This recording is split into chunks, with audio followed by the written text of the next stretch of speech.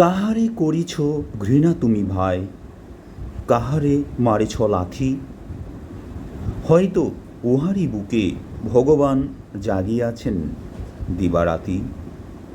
অথবা হয়তো কিছুই নহে সে মহান উচ্চ নহে, আছে ক্লেদান্ত ক্ষত বিক্ষত পড়িয়া দুঃখ দহে।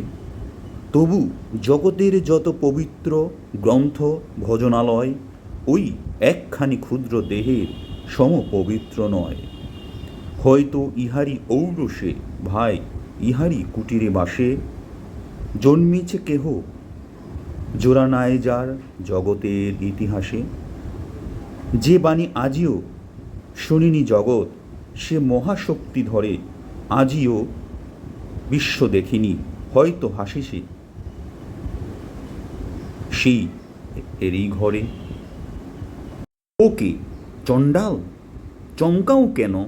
নহে ও ঘৃণ্য জীব, ওই হতে পারে হরিশ্চন্দ্র, ওই শ্মশানের শিব। আজ চণ্ডাল, কাল হতে পারে মহাযোগী সম্রাট। তুমি কাল তারই অর্ঘ্য দানিবে, করিবেন নান্দি পাঠ। রাখাল বলিয়া কারে করো হেলা, ও হেলা কাহারে বাজে?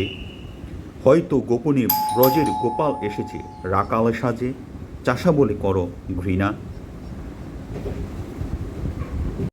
দেখো চাষারূপে লুকায়ে জনক বলরাম এলো কিনা।